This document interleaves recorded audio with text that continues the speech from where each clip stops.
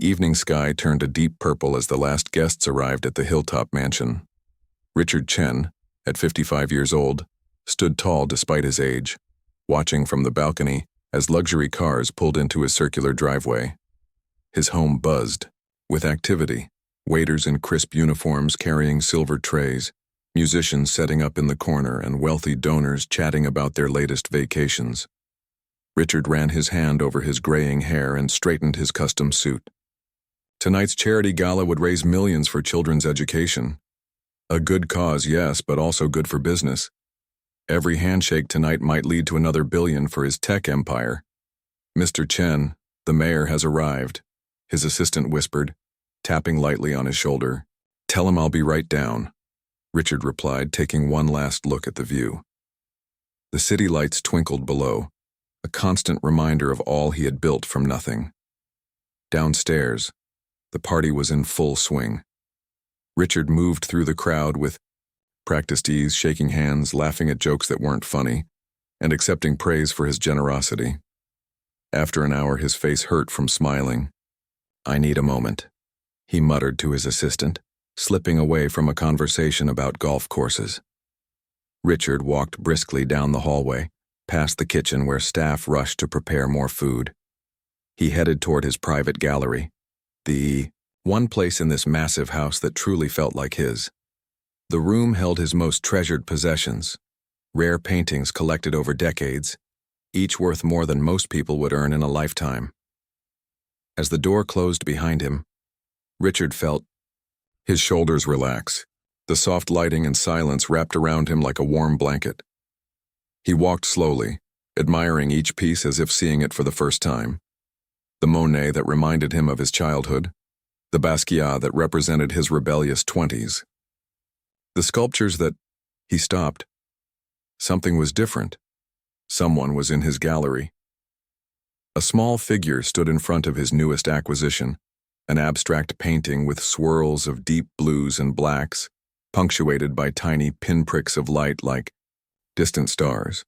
The painting had cost him $8 million just last month, purchased from an anonymous artist through a high-end broker in New York. "Excuse me," Richard said, his voice sharp with irritation. "This area is private." The figure turned, and Richard found himself looking at a young black girl no more than 12 years old. She wore a simple purple dress that contrasted with the fancy outfits of the guests upstairs. Her hair was styled in neat braids with colorful beads that clicked softly when she moved.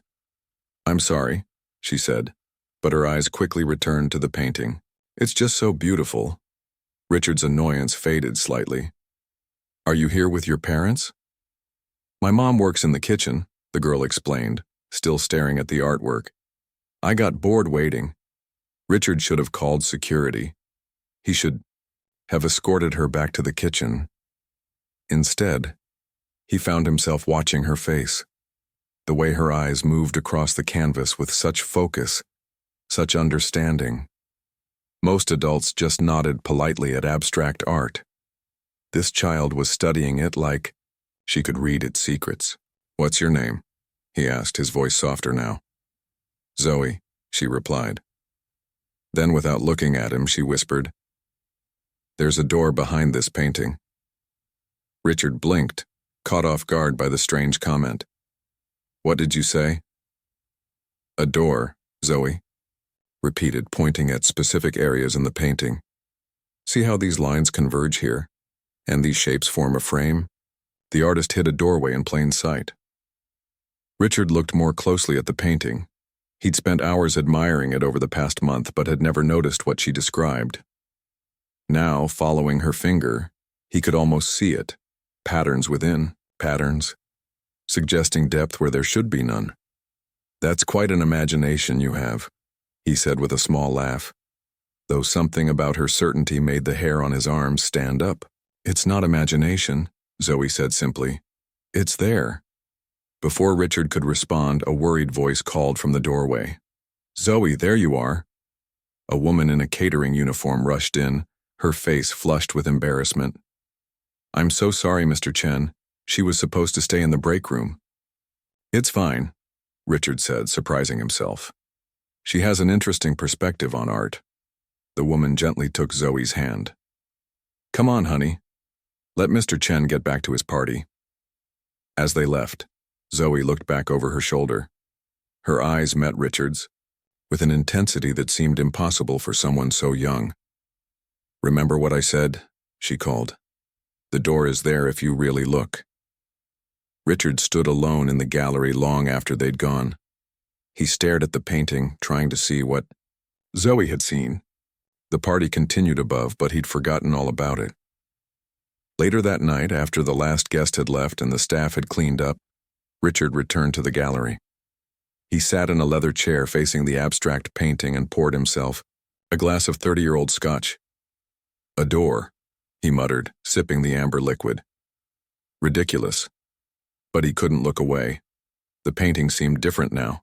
The swirls of color appeared to move when he wasn't looking directly at them. The tiny pinpricks of light seemed to pulse like distant heartbeats. Richard had built his fortune on seeing patterns others missed. In college, he'd spotted trends. In computer technology, months before his professors. In business, he predicted market shifts that made him billions while competitors went bankrupt. His eyes had always been his greatest asset. So why hadn't he seen this before? He stood and moved closer to the painting. The frame was simple black wood, nothing special. The canvas stretched tight across it. But now, following the lines as Zoe had shown him, Richard could see something taking shape. The outline of what did indeed look like a doorway hidden in the abstract design. Coincidence, he told himself. Just random patterns that happened to look like something familiar. But a nagging thought kept returning. How had a 12-year-old girl seen something he had missed? And why had she used those exact words? Over the next few days, Richard canceled meetings and postponed calls. He claimed to be working on a new project, but in reality he spent hours in his gallery studying the painting. He researched the artwork's history but found almost nothing. The broker who sold it to him claimed not to know the artist's identity. The previous owner was listed as a private collector who wished to remain anonymous. Richard hired art experts to examine the painting. They praised its composition and technique but saw nothing unusual in its structure. None of them mentioned anything about a hidden door.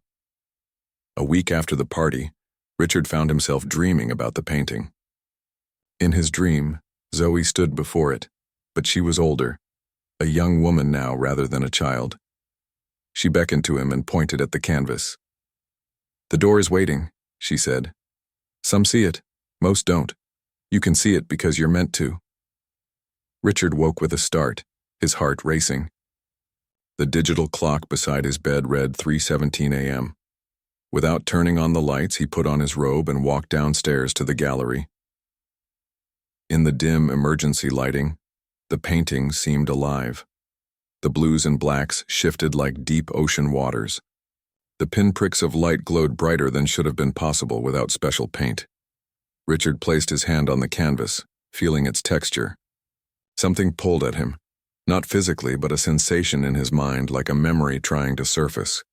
He traced the patterns that formed the door shape, and his fingertip caught on a nearly invisible seam in the canvas. "Impossible," he whispered. Using his phone's flashlight, he examined the edge of the painting more closely. The frame appeared solid, but when he pressed against certain spots, he felt a slight give. His hands trembled as he carefully lifted the painting from the wall. Behind, it was not the solid wall he expected, but a shallow recess, and in that recess was what looked like a small wooden door, no bigger than a hardcover book. It was carved with intricate symbols that reminded Richard of ancient writing systems he'd seen in museums, part hieroglyphic, part cuneiform, yet somehow different from any known language. Richard stood frozen, his mind racing. This couldn't be real. His mansion had been built just 15 years ago. He'd overseen every detail of its construction. There was no way a hidden door could exist without his knowledge. Yet here it was, exactly where Zoe said it would be. Richard's phone buzzed with a message, his assistant reminding him of an early meeting. The real world intruding on this impossible moment. He should call someone, his security team, a contractor, anyone who could explain this rationally. Instead, Richard found himself tracing the symbols on the tiny door. They seemed to warm under, his touch glowing faintly like the stars in the painting. "This is crazy," he muttered to himself. "I'm losing my mind." But his fingers continued to move across the carved surface as if they knew what to do even if he didn't. When he pressed a specific sequence of symbols, he heard a soft click. The tiny door swung open. Richard expected to see the inside of his wall. Insulation, wiring, pipes. Instead, a brilliant white light poured out, so bright he had to shield his eyes. "What in the world?" he gasped, leaning closer to look inside. The light surged forward, enveloping him. Richard felt a strange sensation, like electricity running through every cell in his body. He tried to step back to move away, but discovered he couldn't. His legs wouldn't respond. His arms remained frozen in place. The light receded back into the tiny doorway, which swung shut with a soft click. The painting fell back against the wall as if nothing had happened, and Richard Chen, one of the richest and most powerful men in the world, stood perfectly still, in his private gallery, completely paralyzed from the neck down, his eyes wide with shock and wonder at what he had just discovered. Richard couldn't move. Not his arms, not his legs, not even his fingers. Only his eyes could shift, darting frantically around the gallery as panic flooded his system. His chest rose and fell with quick, shallow breaths, the only sign he wasn't completely frozen. Hours passed. The morning sun crept through the skylights, casting long shadows across the polished floor. Richard's mind raced through possibilities. Stroke? Some rare neurological condition? But why now? Why here? Right after opening that impossible door. The sound of his assistant's voice came from the hallway. "Mr. Chen, your 8 a.m. call is waiting." Richard tried to call out, but his voice wouldn't work. His lips remained sealed as if glued shut. The door to the gallery opened. His assistant, Liam, stepped in, eyes fixed on his tablet. "Sorry to disturb you so early, but the Tokyo team is—" He looked up and froze, seeing Richard standing motionless before the painting. "Sir, are you all right?" Richard's eyes widened, desperately trying to communicate. Liam rushed forward, immediately checking for a pulse. "Mr. Chen, can you hear me?" A slight movement of Richard's eyes was all he could manage. Liam pulled out his phone, quickly dialing emergency services. Within 20 minutes, paramedics swarmed the gallery. They checked Richard's vitals, shined lights in his eyes, and tested his reflexes. One paramedic, a middle-aged woman with kind eyes, spoke directly to him. "Mr. Chen, if you can understand me, blink twice." Richard blinked twice. "Good. We're going to move you now. Try to stay calm." Moving him proved challenging. His body remained rigid, locked in the same standing position. It took 4 paramedics to carefully tilt him backward onto a special stretcher. As they carried him out, Richard's eyes fixed on the painting. The swirls of blue and black seemed to move, like ripples on dark water. And for a moment, he thought, he saw a face looking back at him. A familiar face with bright, knowing eyes. The next 3 days passed in a blur of tests. MRIs, CT scans, blood work, specialists coming and going from his private hospital room. The diagnosis remained elusive. His brain showed normal activity. His nerves responded to stimulation. Yet he couldn't move, couldn't speak. The doctors called it atypical locked-in syndrome, a fancy way of saying they didn't understand what was happening. Through it all, one thought consumed Richard's mind. The door. The impossible door behind the painting. Had it caused this? Was it even real, or had he imagined it in some stress-induced hallucination? On the 4th day, Richard received an unexpected visitor. The hospital staff had been strict about allowing only family and close associates, but somehow, someone had slipped past security. "Hello, Mr. Chen," said a soft voice.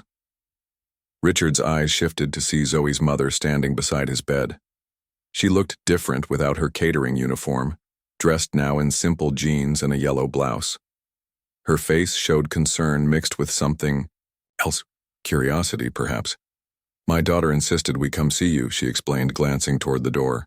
She's been worried since she heard about your condition. Richard's heart rate increased, registering on the monitor beside his bed. The nurse had set up a communication system. 1 blink for yes, 2 for no, 3 for I don't know. Richard blinked once, urgently. She wants to know if you found the door, Zoe's mother said quietly, her voice barely above a whisper. Richard blinked once again, his eyes wide with surprise and hope. She said you would. The woman sighed, looking troubled. I never know what to make of these things, she says. Ever since she was little, she trailed off, then called toward the hallway. Zoe, you can come in now. Zoe stepped into the room, those same colorful beads in her braided hair clicking softly as she moved. She approached Richard's bed without hesitation or fear, studying his frozen form with interest rather than pity. You opened it, she said, not a question but a statement, 1 blink. Yes. And now you're stuck between. Richard blinked 3 times. I don't know what you mean. Zoe placed her small hand on his arm. Her touch felt warm, almost electric. The door is a passage. Your body is here, but part of you went through. That's why you can't move. You're stretched between 2 places. Richard stared at her, his mind reeling. This made no sense, and yet it was the only explanation anyone had offered that seemed to fit what happened. Zoe, honey, her mother said gently, maybe we should let Mr. Chen rest. He needs to know how to come back, Zoe insisted. She leaned closer to Richard, her voice dropping to a whisper. Close your eyes. Look for the light inside. Follow it back to the door. Richard hesitated, then closed his eyes. At first, he saw only darkness. Then, gradually, a pinpoint of light appeared in his mind's eye, like one of the stars in the painting. It pulsed gently, calling to him. That's it, Zoe whispered, somehow knowing what he was seeing. Now go toward it. Richard focused on the light, imagining himself moving closer. The pinpoint expanded, growing brighter. Suddenly, he felt a rushing sensation like being pulled through water. His fingers twitched. The nurse, who had been watching from the corner, gasped. He moved! Doctor! Doctor, come quick! Richard opened his eyes to see Zoe smiling. See? You just needed to find your way back. Over the next hour, sensation slowly returned to Richard's body, first his fingers and toes, then his hands and feet, gradually spreading to his arms and legs. By evening, he could move his head and speak in a hoarse whisper. The doctors called it a miracle. They took more tests, made more notes, and ultimately chalked it up to a temporary neurological event that had spontaneously resolved. Only Richard knew the truth. And Zoe. 2 days later, Richard was released from the hospital. His assistant helped him into the back of his luxury car, fussing over pillows and blankets despite Richard's protests that he felt fine. I want to go straight home, Richard said, his voice stronger now. But sir, the doctor recommended a visit to the rehabilitation center first, Liam reminded him. Home, Richard repeated firmly. And Liam, I need you to find someone for me. A girl named Zoe and her mother. They work for one of our catering companies. Liam looked surprised but nodded. I'll see what I can do, sir. Back at the mansion, Richard dismissed his staff, insisting he needed to rest alone. The moment they left, he made his way to the gallery. The painting hung exactly as before, its swirls of blue and black seeming to shift and move under his gaze. Richard approached it cautiously, half expecting to be paralyzed again. He touched the frame, then the canvas itself. Nothing happened. Carefully, he lifted the painting from the wall. The tiny door was still there, carved with those strange symbols. Richard stared at it, heart pounding. Should he open it again? What if he became permanently trapped next time? But the questions burning in his mind outweighed his fear. What was behind this door? How did it get here? And how did a young girl know about it? Richard traced the symbols with his finger, feeling them warm beneath his touch. The sequence came back to him easily, as if his body remembered even if his mind wasn't sure. He pressed the final symbol. Click. The door swung open. The white light appeared, but this time, Richard was prepared. Instead of leaning forward, he sat cross-legged on the floor, keeping a safe distance. He studied the light, noticing how it didn't cast shadows like normal light would. It seemed to exist in its own reality. "I know you're there," he said, feeling slightly foolish talking to a light. "What are you? What do you want from me?"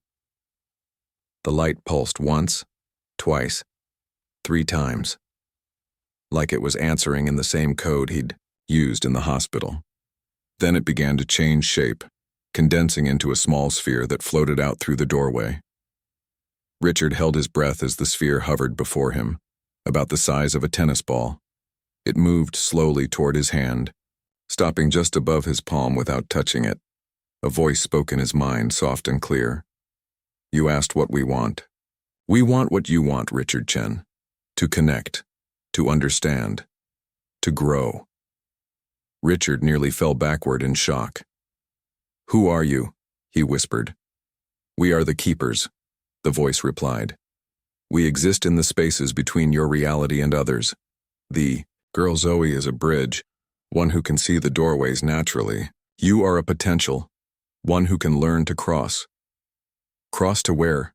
Richard asked, fascinated despite his fear. "To knowledge," the voice said simply. "To wisdom, beyond your world." The sphere of light expanded slightly, images forming within it. A vast library with endless shelves, strange symbols floating in the air. People from different times and places gathered around tables of light. "This is another dimension," Richard guessed. "That is close enough to the truth for now," the voice agreed. "When you opened the door, part of your consciousness crossed over while your body remained here. That is why you were paralyzed.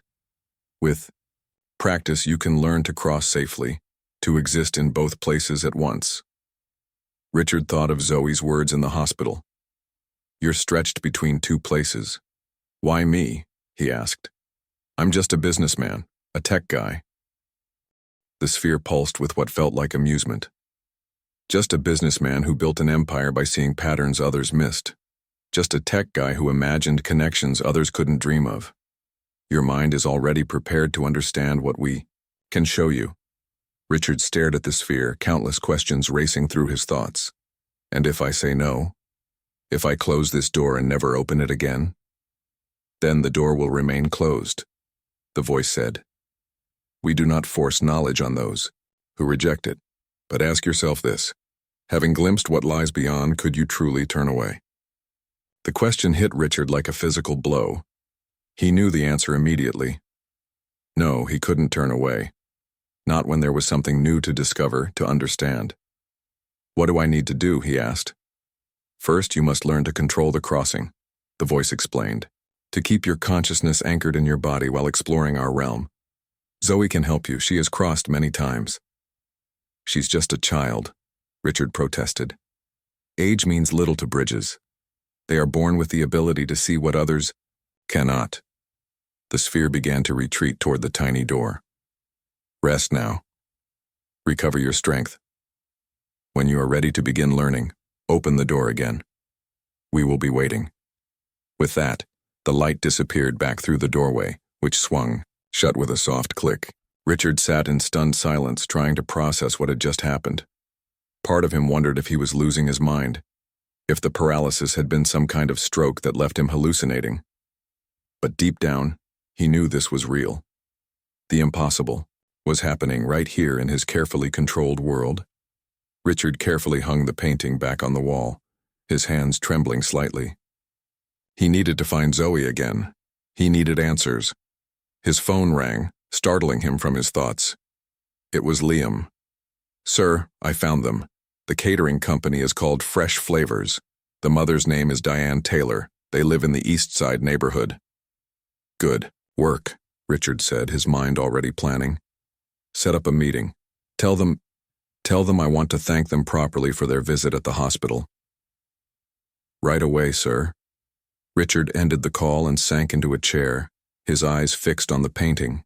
The swirls of blue and black no longer looked like random abstract patterns. Now he could see they formed a map to somewhere beyond his understanding. For the first time in years, perhaps decades, Richard Chen felt something he had almost forgotten. The thrill of stepping into the unknown. The excitement of discovery. He had built an empire by seeing opportunities others missed. Now he was being offered the greatest opportunity of all, a door to knowledge beyond this world, and he was going to walk through it, no matter what waited on the other side. 3 days. Later, Richard sat in his living room, watching as Zoe and her mother, Diane, settled onto his expensive leather couch.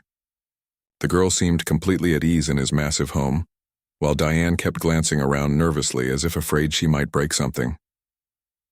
"Thank you for coming," Richard said, his voice still carrying traces of the authority that had built his tech empire, though now mixed with something new. "Humility," Zoe insisted. Diane replied, smoothing her simple dress. "She's been talking about you nonstop since the hospital." Richard focused on Zoe, who was studying him with those unnervingly perceptive eyes. "You look better," she said, less stretched. "I feel better," Richard admitted, "but I have questions, a lot of them." Zoe nodded, as if she'd been expecting this. "About the door, about what's on the other side." "Yes." Richard leaned forward. "What exactly is it? Who are the keepers, and how do you know about all this?" Diane shifted uncomfortably. "Maybe I should wait outside for this part." "Mom knows," Zoe said, patting her mother's hand. "She just doesn't like to talk about it. It makes her nervous." "Because it's not normal, honey," Diane said gently. "Most people don't see doors where there aren't any."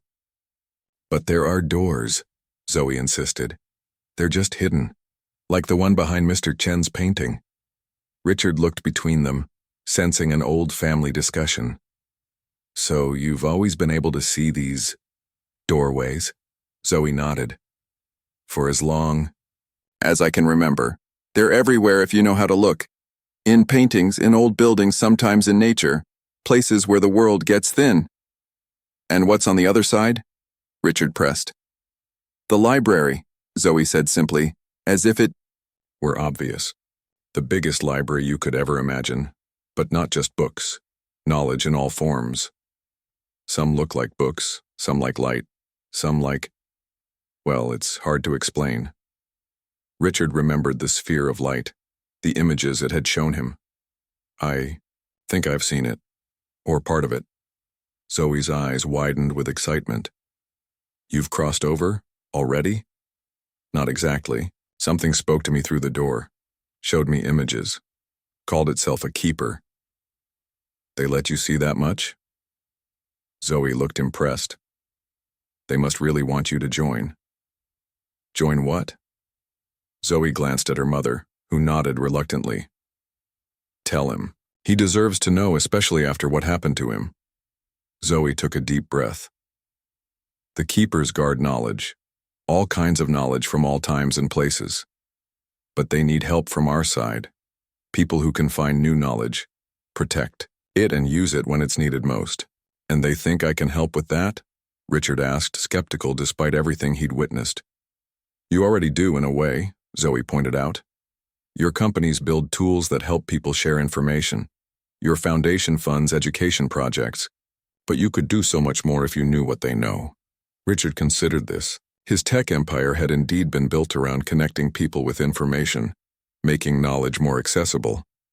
Was this just a logical next step, or something far more strange? "What exactly would I have to do?" he asked cautiously. "Learn to cross over safely first," Zoe explained. "That's the hard part. Your body stays here, but your mind goes there. If you're not careful, you end up stuck between, like what happened to you." "And you can teach me this?" Zoe smiled. "I can help, but you'll need to practice, a lot." Richard glanced toward the hallway that led to his gallery. "When can we start?" "We already have," Zoe said, that knowing look in her eyes again. "You're thinking about the door right now, aren't you? Feeling it pull at you? That's the first step. Recognizing the connection." Richard realized she was right. Ever since his experience, he'd felt a constant tug in his mind, like a compass needle, always pointing toward the painting. "Mr. Chen," Diane spoke up, her voice serious. Before you go any further with this, you should know it changes people. My grandmother had this gift. So did my aunt. They were never quite the same after they started. Crossing over. Changed. How? Richard asked. They saw the world differently, cared about different things. My grandmother was a successful doctor, but she walked away from her practice to become a historian, preserving stories nobody else thought mattered. My aunt left a promising career to teach in a tiny village in Ghana. Diane looked troubled. They followed paths that made no sense to anyone else. Richard thought about his own life, the relentless pursuit of success, the acquisition of wealth and power. Had it made him happy? Truly fulfilled? He wasn't sure anymore. I understand the risk, he said finally, but I need to know what's on the other side. Diane nodded, resigned. Just like my grandmother, once you've seen a door, you can't unsee. For the next 2 hours, Zoe taught Richard the basics of what she called crossing. They sat in his gallery, the painting hanging before them like a window to another world. Close your eyes, Zoe instructed. Picture the door in your mind, not just how it looks, but how it felt when you touched it. Richard obeyed, conjuring the image of the small wooden door with its strange symbols. He remembered the warmth under his fingertips, the soft click as it opened. Now imagine yourself passing through it, Zoe continued, her voice soft but clear. Not your body, just your thoughts, your awareness. Richard tried, picturing himself streaming through the doorway, like smoke through a crack. Nothing happened. I don't feel anything, he admitted after several minutes of concentration.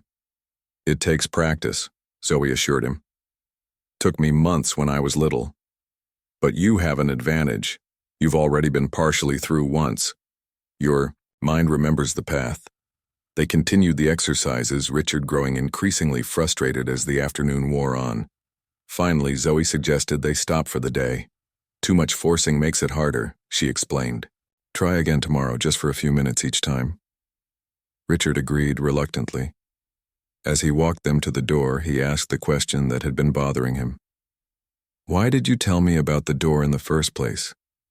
You could have just enjoyed the painting like any other guest. Zoe looked up at him, suddenly seeming older than her years.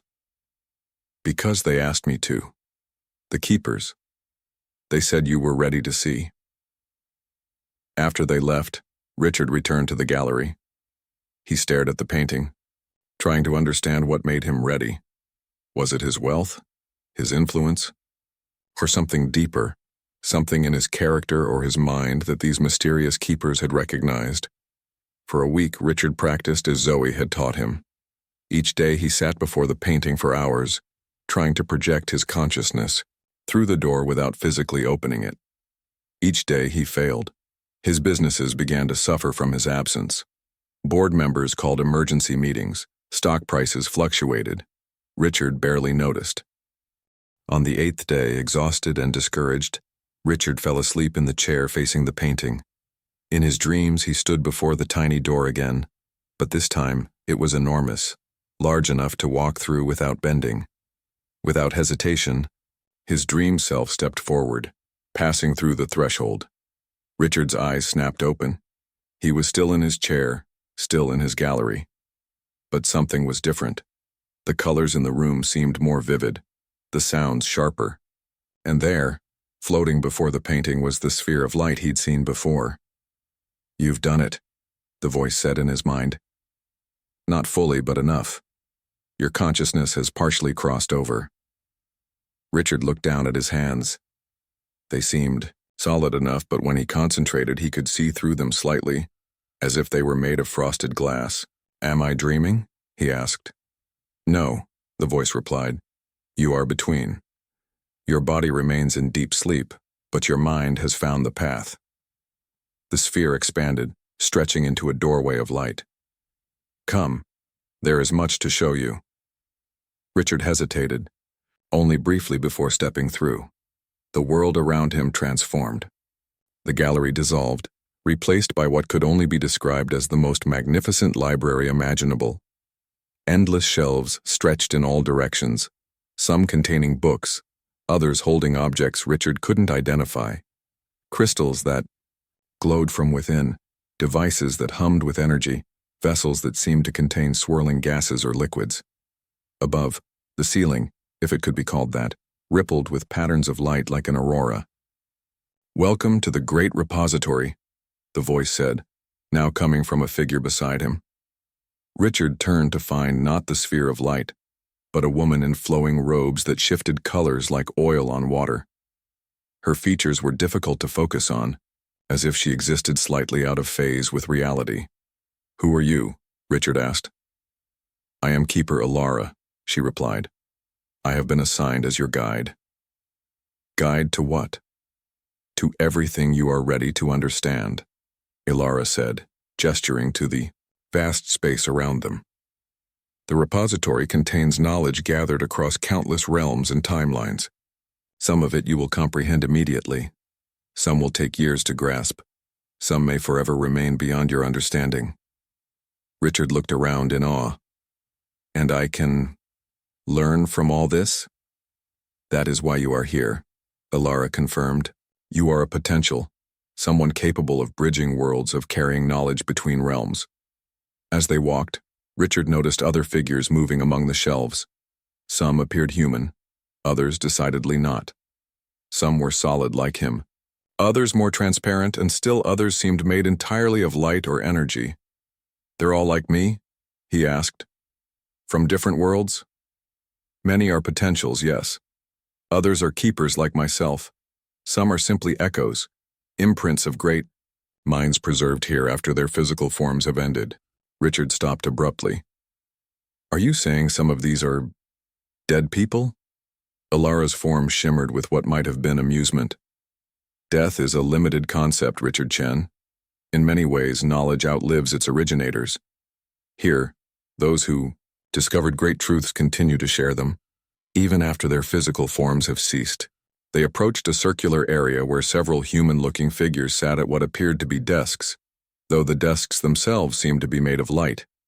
Each person was interacting with different objects, one with an ancient-looking book, another with a device resembling a crystal tablet, a third with what looked like a holographic display. "These are potentials from your realm," Ilara explained. "Some have been coming here for decades." Richard studied them with interest. They appeared to be of various ages and backgrounds, though all had an intensity of focus that reminded him of himself. "Do I know any of them?" he asked. "In my world, I mean." "Perhaps," Ilara replied. "Many great innovators, artists, and thinkers have accessed the repository. Not all remember their visits consciously, but the knowledge they gain influences their work nonetheless." The implication staggered Richard. Had humanity's greatest breakthroughs come from this place? Were the geniuses he'd admired throughout history actually visitors here, like him? As if reading his thoughts, Ilara added, "The repository does not create brilliance, Richard Chen. It merely nurtures what already exists. Those who find their way here were already seeking, already questioning, already imagining beyond the boundaries others accept." They continued walking until they reached a smaller, more private area.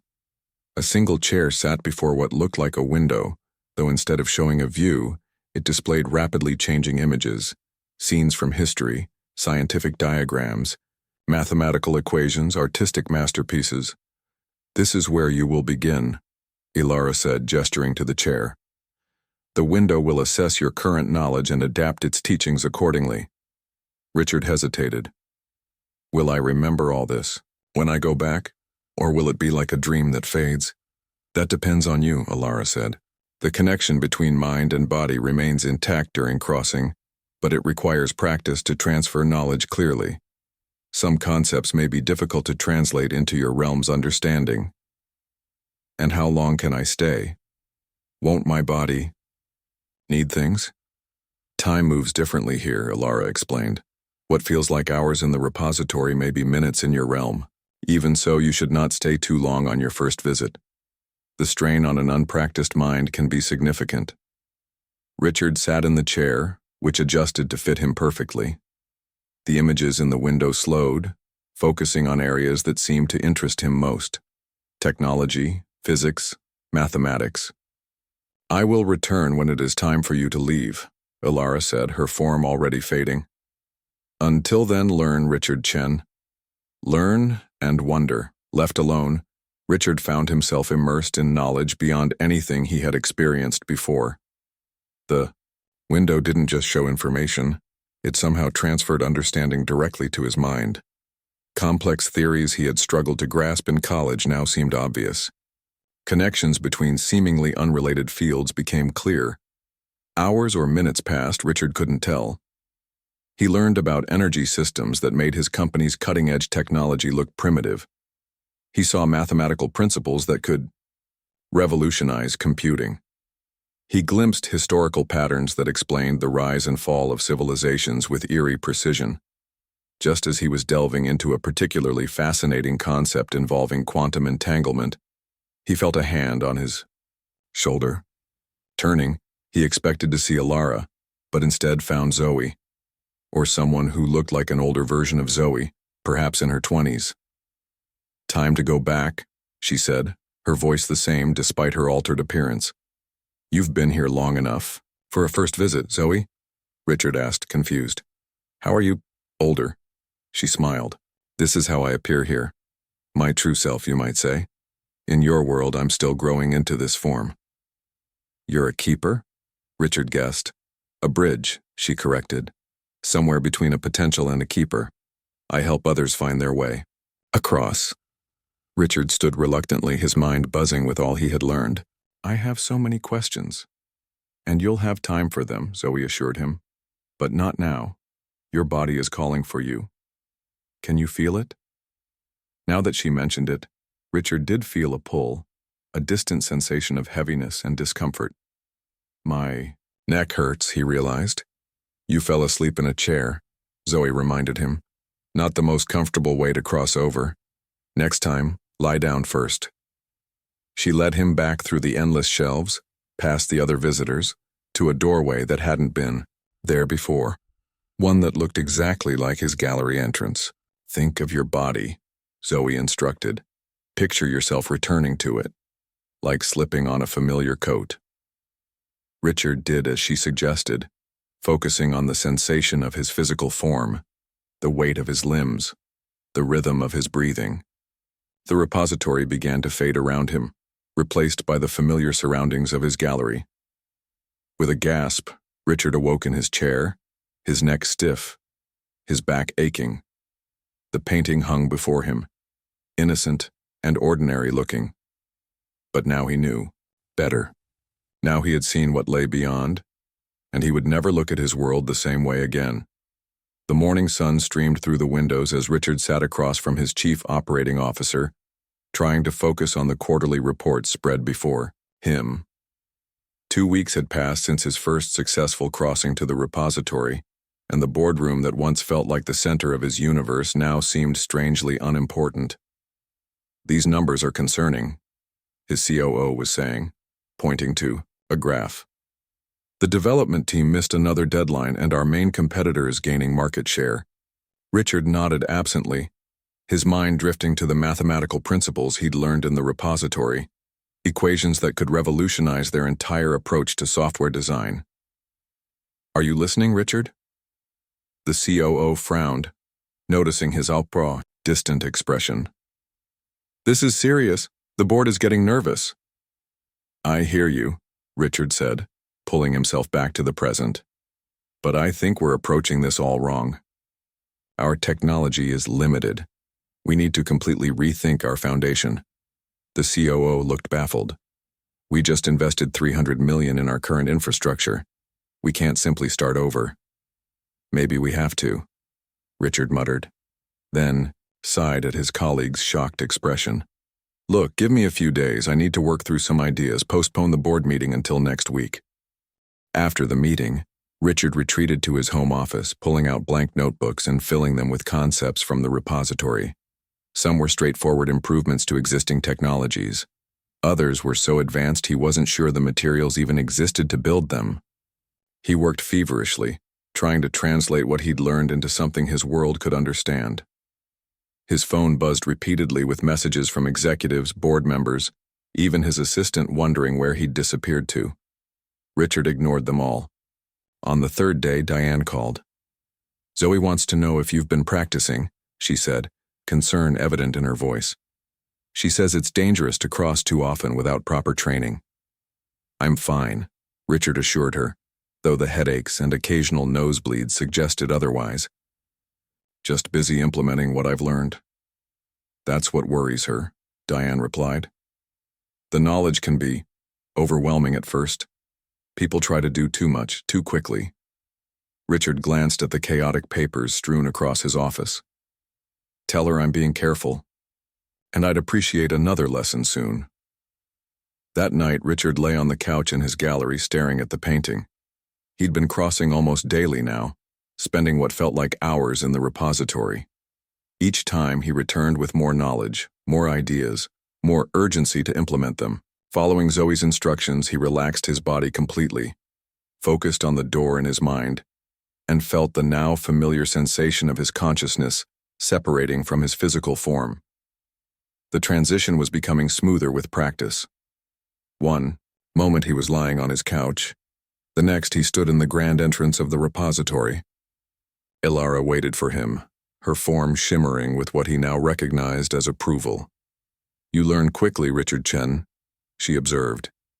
"Few potentials master the crossing so rapidly." "I've always been a quick study," he replied, following her through the vast space, "though I'm having trouble applying everything I learn when I return." "That is to be expected," Ilara said. "Your realm operates under certain constraints, physical, technological, even conceptual. Some knowledge from the repository may be centuries ahead of your world's readiness." This bothered Richard. "Then what's the point of showing it to me? Why teach me things I can't use?"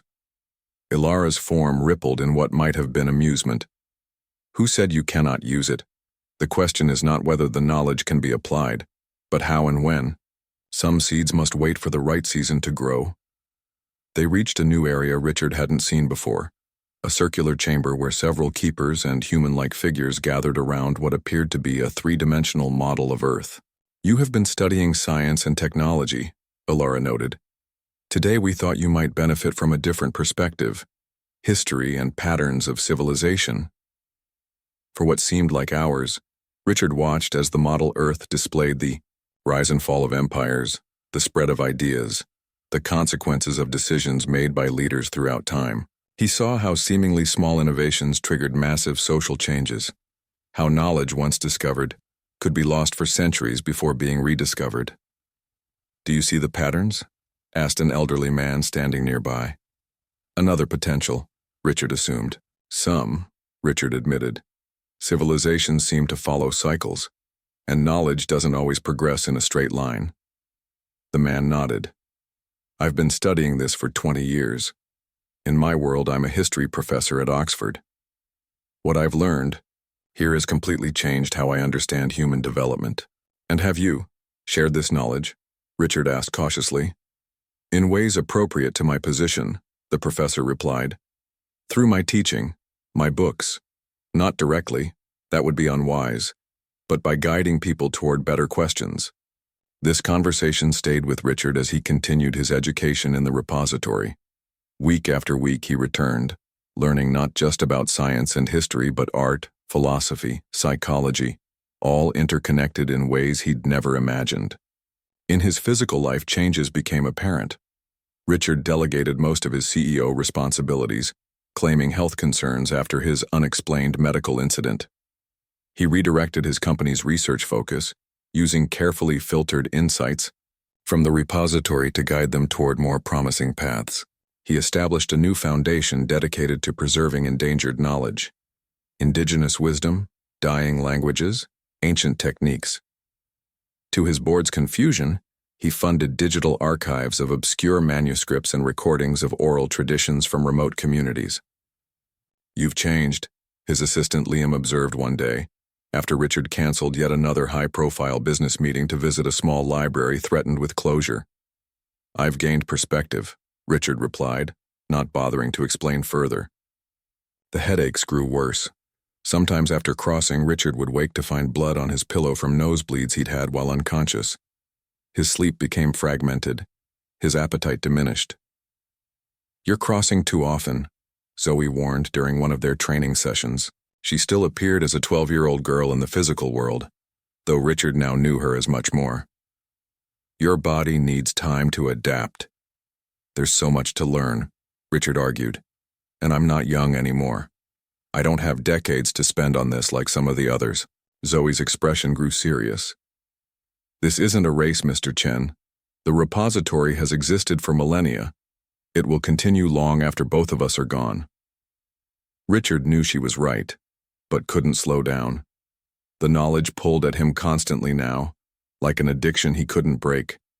And beyond the knowledge itself was the experience, the feeling of freedom, of expansion beyond the limitations of his ordinary life. 3 months after his first crossing, Richard suffered a seizure during a meeting with his executive team.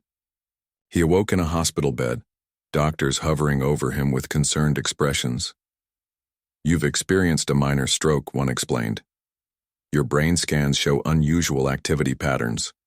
Have you been under extreme stress lately?" Richard almost laughed.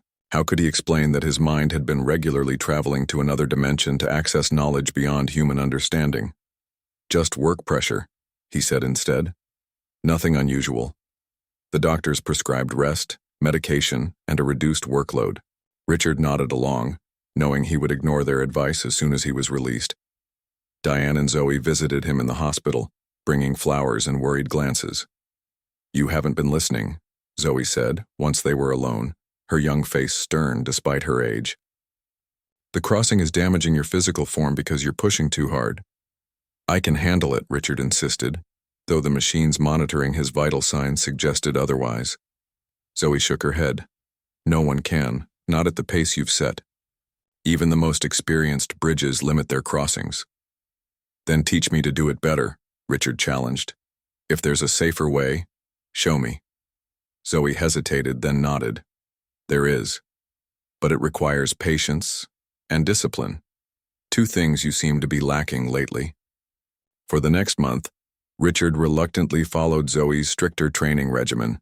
He limited his crossings to twice weekly.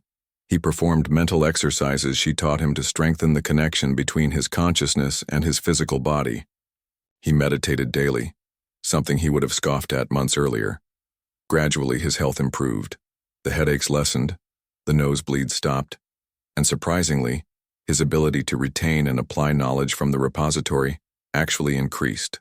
"The mind needs time to integrate what it learns," Zoe explained during one of their sessions. "Cramming doesn't work any better with cosmic knowledge than it does with college exams."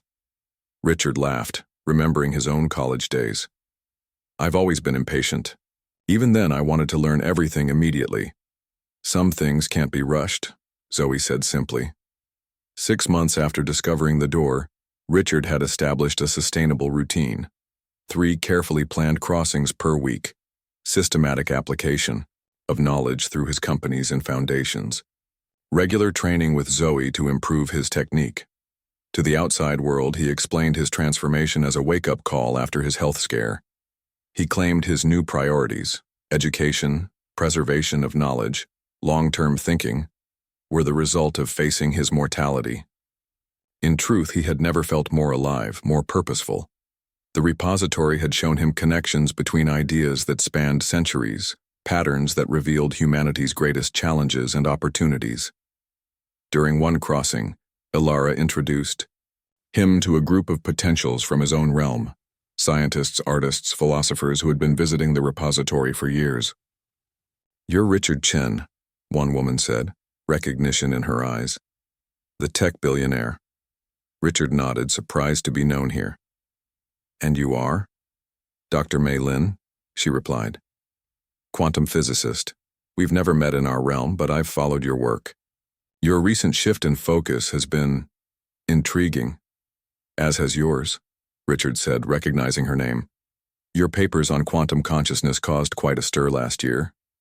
Dr. Lin smiled. "A small attempt to translate what I've learned here into terms my colleagues might accept. Most think I've gone slightly mad." "I know the feeling," Richard admitted, My board thinks I'm having a midlife crisis. The group laughed, sharing similar stories. Richard felt a kinship with these people, all struggling to bridge two worlds, to carry impossible knowledge back to a realm not quite ready for it. Over the following weeks, Richard sought them out during his crossings, building relationships that extended into the physical world through carefully arranged, coincidental meetings and collaborations. Together, they formed an informal network, never explicitly acknowledging their shared secret, but working in concert to guide human knowledge along more beneficial paths. A research grant here, a published paper there, subtle influence applied at critical moments. One evening, as Richard prepared for a crossing, his phone rang. It was Diane, her voice tight with worry. "It's Zoe," she said. "She's been crossing too much lately, helping too many people like you. She collapsed at school today. The doctors don't understand what's wrong." Richard's heart sank. "Where is she? I'll come right away." At the hospital, Richard found Zoe pale and small against the white sheets, monitoring equipment beeping softly beside her. Diane sat clutching her daughter's hand, dark circles under her eyes. "Has this happened before?" Richard asked quietly. Diane nodded. "Twice, when she was 7, and again at 9. The doctors diagnosed it as a rare form of epilepsy, but the medications don't help." Richard sat on the other side of the bed, taking Zoe's free hand in his. It felt cool to the touch. "Can she cross in this state? Could she be stuck between?" "I don't know," Diane admitted. "She's the one who understands this, not me." Closing his eyes, Richard concentrated on the connection he'd formed with Zoe during their training sessions. He couldn't fully cross here, away from the painting that served as his doorway, but he had learned to extend his awareness slightly beyond normal perception. There, he could sense Zoe's consciousness, flickering like a candle flame caught in a draft, not gone but not fully present either. "She's crossing," he murmured. "Or trying to. But something's wrong." "Can you help her?" Diane asked, desperation in her voice. Richard hesitated. What she was asking was beyond his skill level. He'd only been crossing for 6 months. Zoe had been doing it her entire life, but he had to try. "I need quiet," he said, settling more comfortably in the chair. "And time. This might take a while." Diane nodded and stepped outside, leaving Richard alone with the unconscious girl. He took both her hands in his, closed his eyes, and focused all his attention on the fragile connection he'd sensed. Gradually, Richard extended his consciousness toward Zoe's, feeling for the path she might have taken. It was like trying to follow. Footprints in fog. Traces remained, but barely visible, easily lost. For what seemed like hours, Richard navigated the in-between space, neither fully in his body nor fully crossing over. Finally, he sensed a stronger presence. Zoe's consciousness, trapped in a loop, unable to fully return to her physical form. With gentle persistence, Richard guided her back, using techniques she had taught him, now reversed to help the teacher, rather than the student. A soft gasp brought his attention back to the hospital room. Zoe's eyes had opened, confusion giving way to recognition as she saw him. "You found me," she whispered. "You've helped me enough times," Richard replied, relief washing over him. "It was my turn." Zoe smiled weakly. "I went too far this time, tried to reach a section of the repository that's restricted to bridges in training. What happened? The keepers caught me," she admitted. "They weren't happy. Said I wasn't ready." Richard frowned. "They punished you? Left you trapped?" "No." Zoe shook her head slightly. "They were trying to help me back. But I panicked, tried to find my own way, got lost." She squeezed his hand. "Thank you for finding me." Diane rushed back in, alerted by the monitor's changed rhythm. Her face crumpled with relief when she saw Zoe awake. "Oh, baby, you scared me so much." As mother and daughter embraced, Richard stepped back, his mind racing with implications. If even Zoe, with all her experience, could become lost between realms, the danger was greater than he'd realized. And if there were restricted areas even in the repository, it was a humbling reminder that for all he'd learned, he had barely scratched the surface of understanding. The repository wasn't just a library to be consumed at will. It was a complex ecosystem with its own rules, its own dangers. "We both need to be more careful," he told Zoe when Diane stepped out to speak with the doctors. "No more pushing too hard." Zoe nodded solemnly. "Balance is everything. That's what the keepers keep telling me." "I'm starting to understand why," Richard said. That night, returning home, Richard stood before the painting in his gallery. The swirls of blue and black no longer seemed mysterious. He could clearly see the patterns now, the hidden door obvious to his trained perception, but instead of crossing over, he simply sat and looked at it, appreciating the delicate balance he now straddled between two realms, two kinds of existence. He had been given a rare gift, but it came with responsibility. "Balance," he murmured to himself. "Balance in all things." 1 year had passed since Richard first opened the door behind his painting. Autumn leaves drifted past the windows of his redesigned office as he reviewed plans for his newest project, the Global Knowledge Trust, a network of specialized libraries and research centers strategically placed around the world. "The Tokyo location has confirmed," his new assistant reported. "That makes 7 centers on 4 continents." "Good."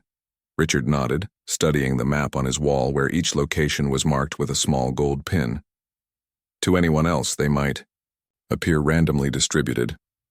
Richard knew better. Each site sat at what Zoe called a thin point, a location where the barrier between realms naturally allowed for easier crossing. "And the art installations?" he asked. "All commissioned." "The fee? Artists have been given the specific parameters you outlined, though several have questioned the unusual requirements." Richard smiled slightly. "Tell them artistic inspiration shouldn't be questioned, and double their fees if necessary." After his assistant left, Richard moved to the window, watching the city below. In the year since his discovery, his public image had transformed from ruthless tech mogul to philanthropic visionary. His company still thrived, but with new direction, developing technologies that preserved and distributed knowledge rather than simply generating profit. His phone chimed with a message from Zoe. "Meeting today? Important news." Richard texted back his confirmation. At 14 now, Zoe had grown taller, her childlike roundness giving way to teenage angles. But her eyes remained the same, ancient and knowing in a young face. Their relationship had evolved as well. No longer merely teacher and student, they had become partners in what the keepers called the great work, the careful transfer of knowledge between realms for the benefit of humanity. Diane had initially been concerned about her daughter, spending so much time with a billionaire 30 years her senior, but as she witnessed the respectful, almost reverent way Richard treated Zoe, her worries faded. Richard had established a generous scholarship fund for Zoe's education and hired Diane to oversee several of his foundation's community projects, allowing both of them a financial security they'd never known. That afternoon, Zoe arrived at his home with unusual formality, dressed in a simple blue dress rather than her typical teenage clothes. "What's the occasion?" Richard asked, noting her serious expression. "The keepers have made a decision," she replied, settling into her usual chair in his study. "They've been watching your work this past year. They're impressed with your restraint and judgment." Richard raised an eyebrow. "High praise from beings who've observed humanity for millennia." "Don't joke," Zoe said, though a smile tugged at her lips. "This is important. They're offering you advancement. From potential to bridge." Richard, stilled, understanding the significance. In the repository's hierarchy, bridges occupied a special position, able to not only cross themselves but to identify and guide others with similar abilities. "I thought bridges were born, not made," he said carefully. "Like you." "Most are," Zoe acknowledged, "but occasionally a potential demonstrates such affinity that the transition becomes possible. It's rare, but not unprecedented." Richard considered this. What would it mean exactly? More access within the repository, deeper knowledge, the ability to sense doorways anywhere, not just through your painting. Zoe leaned forward. But also greater responsibility. You would become a guide for others, as I've been for you. The prospect both thrilled and terrified Richard. In the past year, he'd learned to balance his crossings with his physical life, to filter repository knowledge through the lens of what his world could actually use. The thought of greater access was tempting, but the responsibility gave him pause. Do I need to decide immediately? He asked. Zoe shook her head. They expect you to consider carefully. The ceremony would take place at the winter solstice, the thinnest point of the year between realms. After she left, Richard found himself drawn to the gallery, to the painting that had started everything. It hung now in a specially designed frame, one that could only be opened with his touch, a precaution against accidental discovery by others. As he studied the swirling patterns of blue and black, Richard reflected on how completely his life had changed. A year ago, his thoughts had been consumed by market share and stock prices. Now he worked to preserve humanity's collective wisdom, guided by insights from beyond his own realm. That evening, Richard crossed over to discuss the offer with Alara. The repository welcomed him with its familiar grandeur, endless shelves stretching in all directions, knowledge in myriad forms waiting to be discovered. Alara appeared beside him, her shimmering form more defined to his experienced perception. You've heard our offer, she said, not bothering with preliminaries. I have, Richard confirmed. It's a great honor. But you have concerns, Alara observed. Richard nodded. I've only just learned to manage what I already know, taking on more responsibility, more knowledge. Your caution speaks well of you, Alara said. Many would grasp at advancement without considering the consequences. They walked together through the vast space, passing other visitors absorbed in their studies. Richard recognized several now. The quantum physicist Dr. Lin, the Oxford historian, a renowned composer who claimed his symphonies came to him in dreams. What truly concerns you? Alara asked, after a comfortable silence. Richard considered the question. I've built something in my realm. Companies, foundations, influence. Becoming a bridge would require more of my attention here. I worry about neglecting my responsibilities there. A reasonable concern, Alara acknowledged. But consider this. As a bridge, your effectiveness in both realms could increase. You would not just access knowledge, but understand its proper flow and timing. They stopped before a section Richard had never visited, a circular chamber, whose walls displayed what appeared to be windows into different times and places. In one, a cave-dwelling human discovered fire. In another, a Renaissance inventor sketched flying machines. In a third, a modern laboratory hummed with equipment Richard's companies had helped develop. Knowledge has always passed between realms, Alara explained. Sometimes through dreams, sometimes through insight or inspiration. What appears as genius in your world is often the result of such connections. Richard watched, fascinated, as the scenes shifted to show pivotal moments in human development. The first writing systems, the printing press, the internet. The keepers don't create these advancements, Alara continued. We merely ensure that when a mind is ready to receive an idea, the connection can occur. Bridges like Zoe help identify those minds. And that would be my role? Richard asked. Finding others who can receive this knowledge?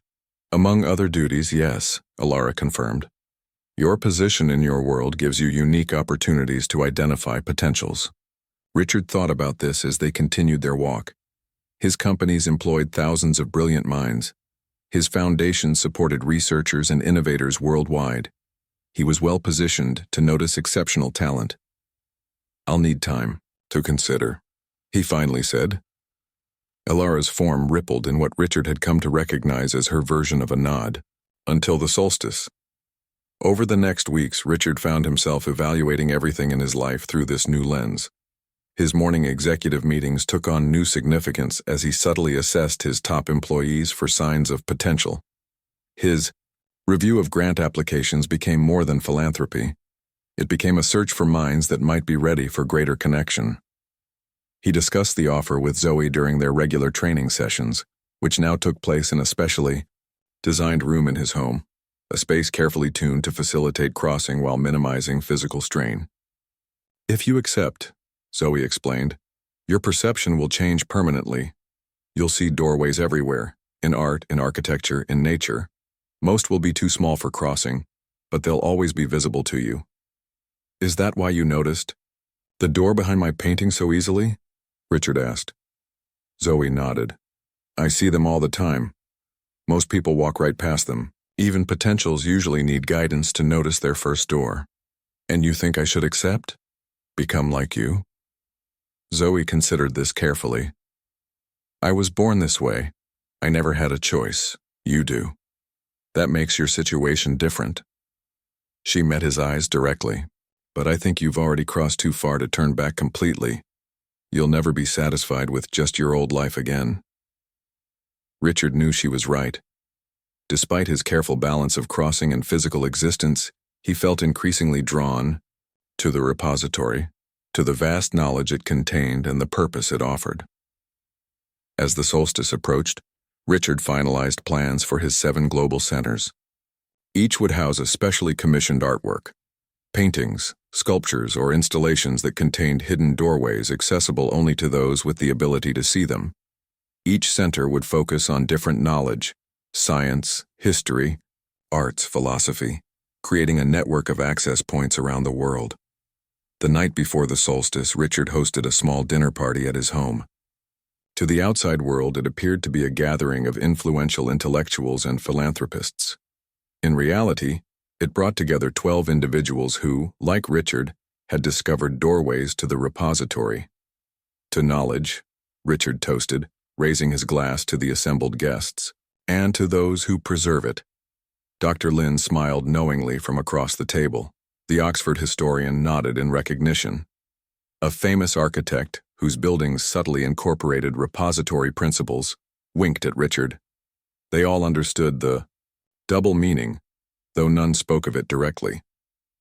After dinner, Richard took them on a tour of his gallery, which had expanded to include dozens of carefully selected artworks. Only he and his guests could see that certain pieces seemed to glow slightly, marking them as potential crossing points. You've been busy, Dr. Lynn commented quietly, falling into step beside him. 7 centers worldwide, each with multiple doorways. The keepers must be very pleased. It's only a beginning, Richard replied. Each center will identify and guide new potentials. And you? She asked. There are rumors in the repository about your advancement. Richard smiled slightly. We'll see after tomorrow.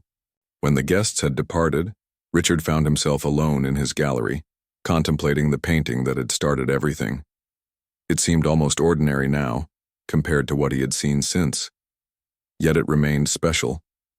His first doorway, his personal connection to the knowledge that had transformed his life. The solstice ceremony took place not in the physical world, but in a sacred space within the repository itself.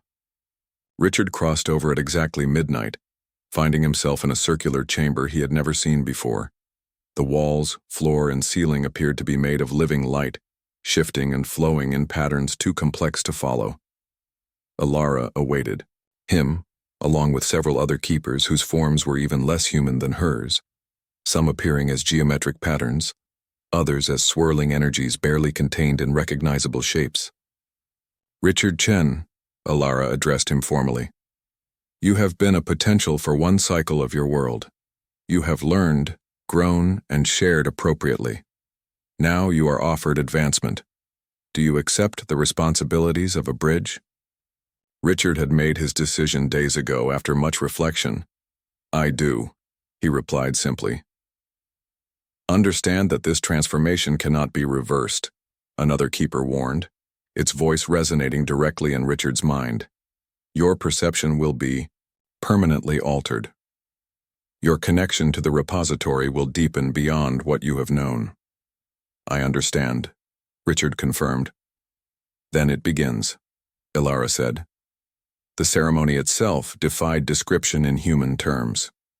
Richard experienced it as a series of revelations, knowledge flowing into him not as information, but as direct understanding. Barriers in his perception fell away. Connections between concepts became clearer. His awareness expanded to encompass dimensions he had only glimpsed before. Through it all, Richard maintained his sense of self, his memories, his values, his human perspective. But these now existed alongside a broader consciousness, one that could perceive the delicate web connecting all knowledge across realms. When it was complete, Richard found himself back in his gallery, standing before the painting. But now he saw it differently. The doorway behind it was clearly visible to his enhanced perception, as were dozens of smaller points throughout his home where the barrier between realms thinned slightly. Over the following months, Richard's transformation became apparent to those who knew him well. He spoke more carefully, choosing words with greater precision. His gaze often seemed focused on things others couldn't see. His decisions, already visionary by business standards, now displayed an uncanny prescience. His 7 global centers, opened with great fanfare, celebrated as innovative combinations of library, art gallery, and research facility. What the public didn't know was that each center also served as a nexus for identifying and training new potentials. Zoe, now 15, worked alongside him when not in school, her abilities complementing his own.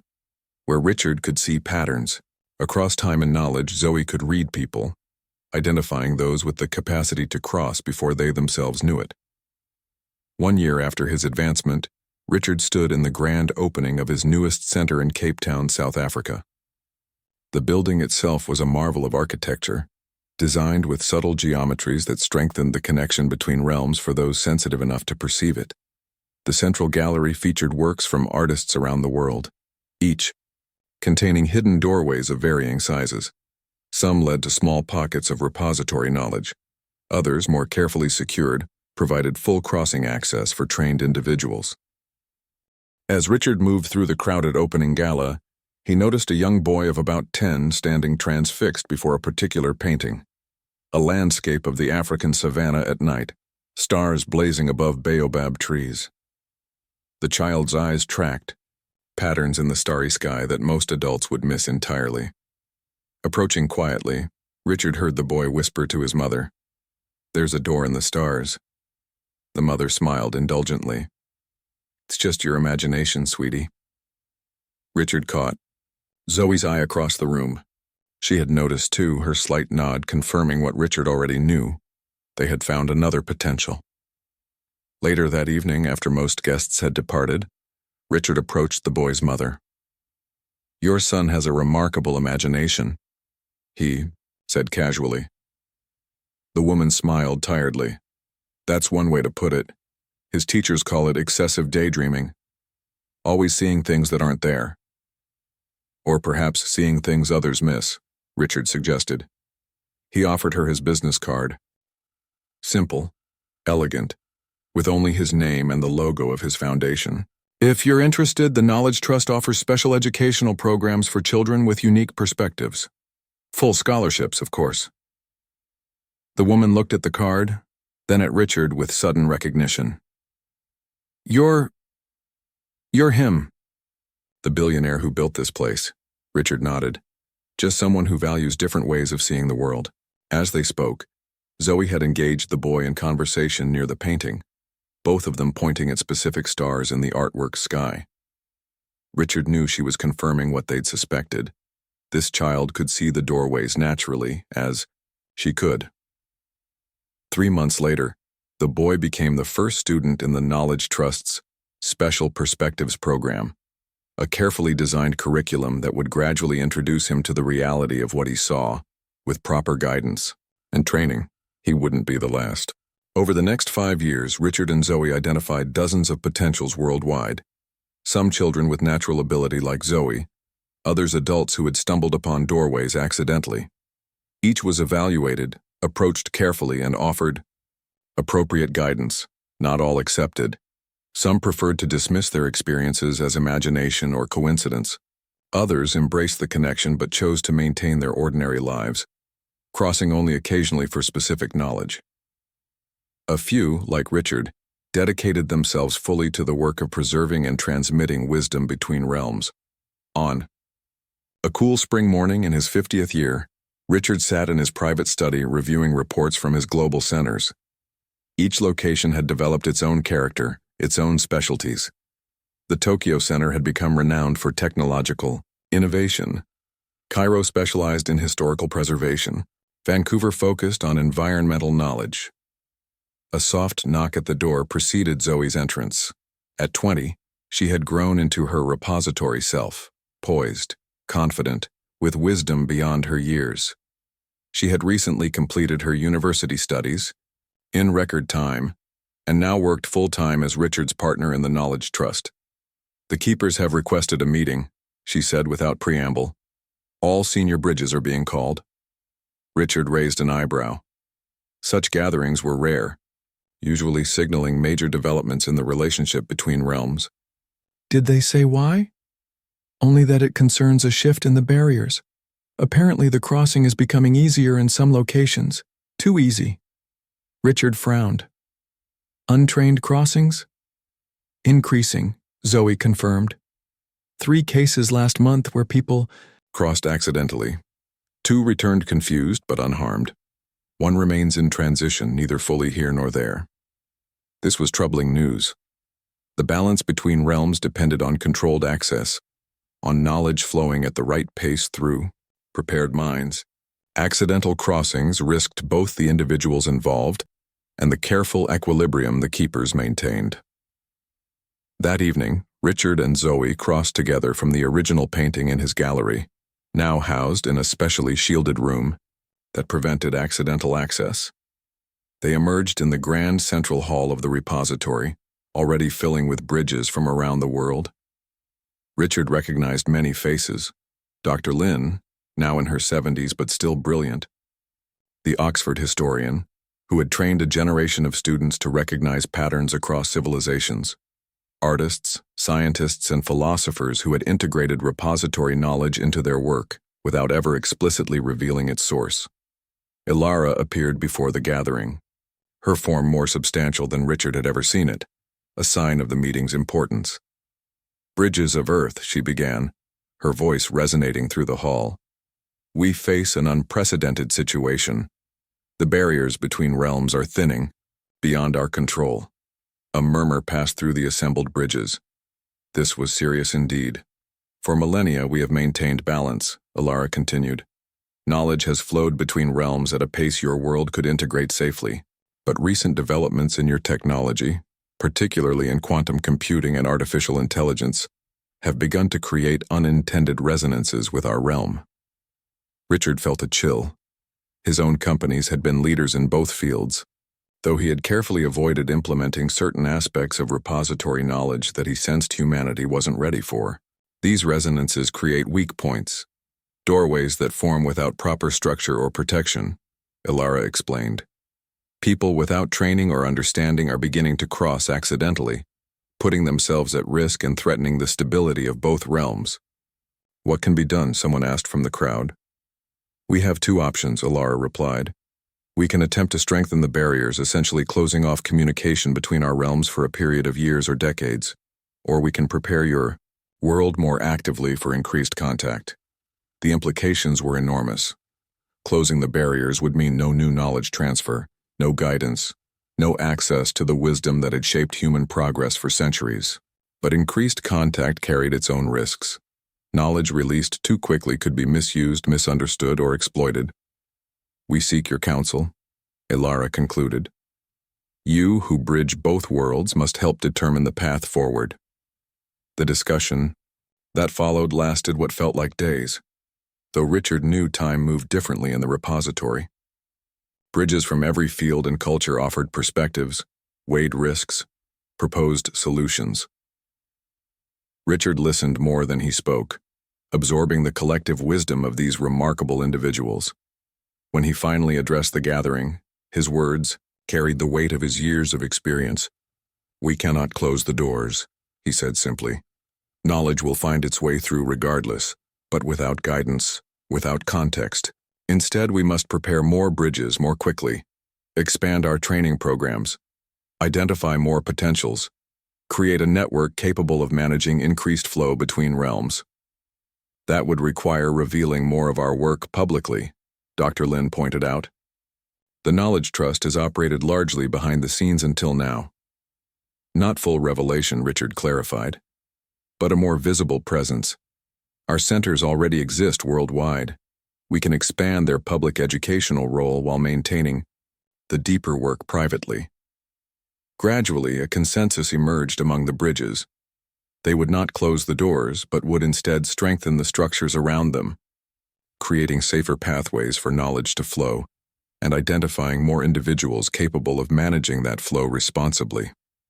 As the meeting concluded, Elara approached Richard privately.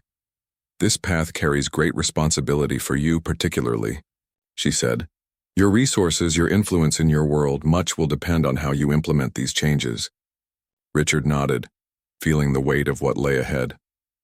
"I've been preparing for this without knowing it," he admitted. "The centers, the educational programs, the technology, all pieces of a foundation for what's to come." "Indeed," Elara agreed. "Nothing happens without purpose in the flow of knowledge." Returning to his physical form, Richard found Zoe waiting in his gallery, her expression thoughtful. "It's going to change everything, isn't it?" she asked. "Not overnight," Richard replied. "But yes, eventually. The boundaries between what we know and what we think we know will shift. Our job is to make sure that shift happens constructively." In the months that followed, Richard expanded his operations with quiet urgency. The Knowledge Trust's educational programs doubled in size, with more subtle testing to identify potentials. His tech companies pivoted toward developing tools that would help people process and integrate new knowledge safely. He established new centers in additional locations, each containing carefully crafted doorways accessible only to trained individuals. He funded research into the psychological impacts of rapid knowledge acquisition, developing techniques to help people adapt to paradigm-shifting insights. All of this occurred beneath the surface of public awareness. To the world, Richard Chen remained merely an eccentric billionaire with a passion for education and art. His global centers were seen as innovative cultural institutions, not nexus points between realms. But those who knew the growing network of bridges and potentials understood the true purpose behind his work. They formed a silent, dedicated community, preparing humanity for a time when the barriers between knowledge and understanding would become thinner, when wisdom from beyond ordinary perception would flow more freely into the world. 10 years after, Richard first opened the tiny door behind his painting. He stood on the rooftop garden of his original center, watching the sunset paint the sky in shades of purple and gold. Beside him stood Zoe, now his full partner in the great work. "Do you ever regret it?" she asked suddenly. "Opening that first door? Learning what lies beyond?" Richard considered the question seriously. His life had transformed completely from that moment. He had gained knowledge beyond imagination, purpose beyond ambition. But he had also taken on responsibility few could comprehend, challenges that sometimes seemed impossible to overcome. "Never," he said finally.